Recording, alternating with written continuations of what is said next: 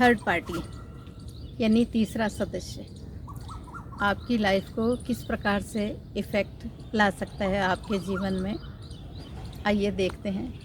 Hello, welcome friends to my channel. आज हम इसी बात की चर्चा करते हैं कि थर्ड पार्टी आपकी लाइफ में किस प्रकार से इफ़ेक्ट लेकर आती है। यहाँ हम पुरानी कथा को देखते हैं। नारद मुनि जो फेमस है इधर की उधर करने में, यानी किसी दो सदस्यों में इस प्रकार से वो अलगाव पैदा कर देते हैं अपनी बातों से, अपने एक्शन से। एक बार नारद मुनि माँ लक्ष्मी के पास गए और जाकर पूछा कि नारायण कहाँ है।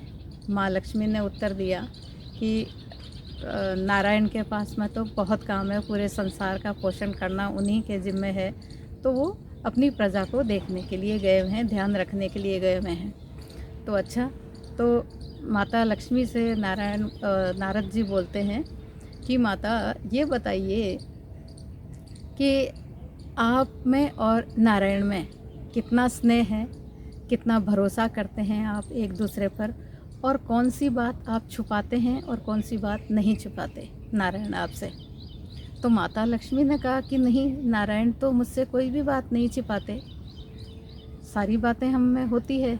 कि नहीं नहीं माता, ज़रूर नारायण आपसे बात छिपाते होंगे। कि नहीं नहीं, ऐसा नहीं है। तो इतना कह के और नारद खड़े होने लगे, क्योंकि उन्होंने शक का जो बीज है वो माता लक्ष्मी के अंदर बो दिया।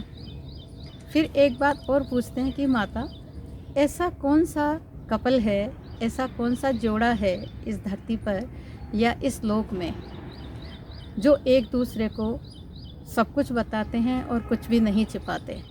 तो माता लक्ष्मी के मुंह से तुरंत ये निकला कि महादेव और माता पार्वती, इनका जो स्नेह है आपस में, इनका जो आपस की जो बॉन्डिंग है वो बहुत अच्छी है, और वो बड़े ही स्नेह और प्रेम के साथ में रहते हैं, और वो एक दूसरे से कुछ भी नहीं छिपाते। यानी महादेव माँ पार्वती से कुछ भी नहीं छिपाते।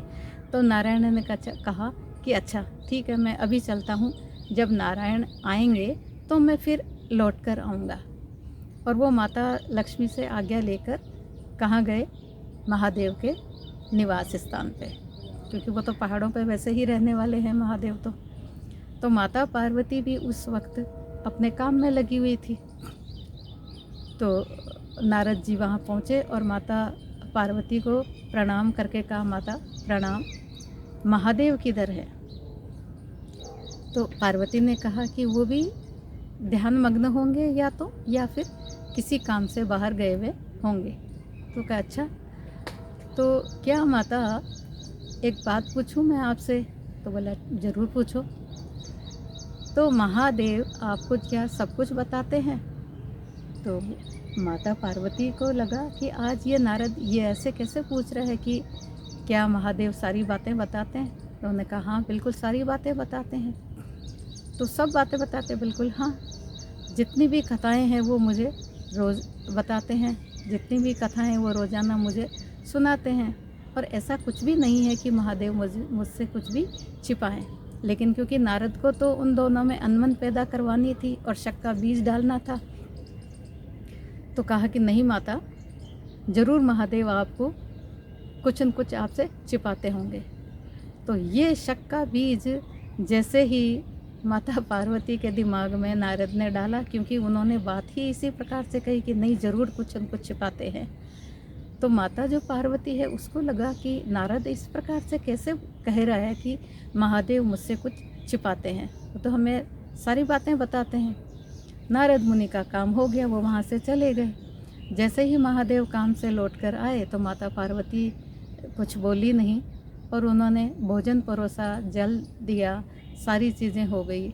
और जब महादेव ने कुछ कहा तो माता ने हाँ और हूँ में ही कोई उत्तर दिया और कुछ भी नहीं बोली।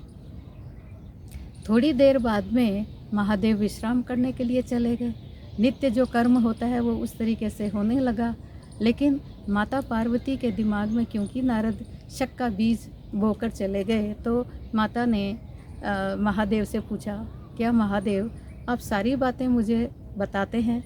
कोई ऐसी बात है जो आप मुझसे छिपाते हैं? तो महादेव ने कहा, नहीं, ऐसी तो कोई बात है ही नहीं कि मैं छिपाने लायक, ऐसा कुछ है भी नहीं। सारी कथाएं मैं आपसे रोज़ाना अब हम बातचीत करते हैं इस बारे में। लेकिन देखिए, शक का जो बीज है, अगर नारद भगवान में भी या माताओं में भी इस प्रकार का बीज अगर डाल सकता है, तो सोचिए हमारा जो जीवन है उसमें अगर कोई थर्ड पर्सन आकर हमारी गृहस्थी को डिस्टर्ब कर सकता है। आइए चेक करते हैं हम अपने भवन के माध्यम से।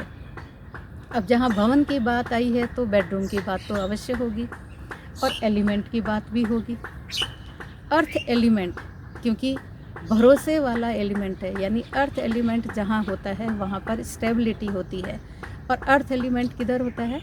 साउथ वेस्ट डायरेक्शन में। और वहाँ जो अर्थ एलिमेंट है स्टेबल जो है वो होता है। वहाँ पर अगर पानी की मात्रा अगर ज़्यादा हो जाएगी, यानी अर्थ एलिमेंट में यदि जल की मात्रा ज़्यादा हो जाएगी तो क्या होगा? वहाँ मड क्रिएट हो जाएगा, और जहाँ मड होगा वहाँ पर पैर टिकेंगे नहीं।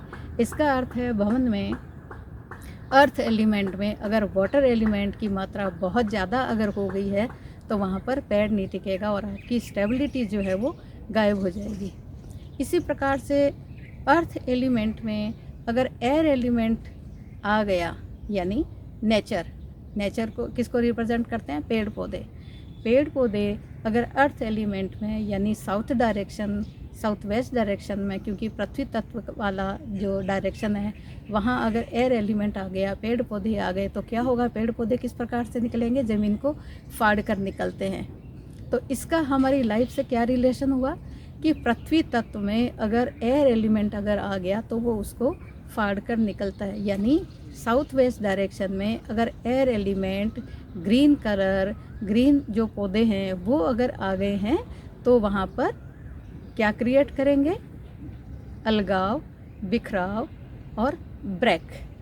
यानी अगर हम इसको हमने अपनी लाइफ से अगर रिलेट करके देखते हैं तो साउथ वेस्ट डायरेक्शन, क्योंकि स्टेबिलिटी की डायरेक्शन है, यहाँ पर अगर ग्रीन प्लांट्स यदि आ गए हैं तो वो आपके जीवन में बिखराव लेकर आएंगे और जो भरोसा है वो टूट जाएगा, क्योंकि पृथ्वी जो फटी और वहाँ से अंकुर निकला। तो ग्रीन जो कलर है वो एयर एलिमेंट को रिप्रेजेंट करता है, और वो अगर वहाँ साउथ वेस्ट डायरेक्शन में अगर आ गया तो वहाँ भरोसा टूटेगा। और बाई चांस वहाँ पर अगर टूटी हुई जो चीज़ें आपने रख रखी है या ब्रोकन आइटम्स भी अगर वहाँ पर रख रखे हैं तो ये भी उसके अंदर और काम करेंगे।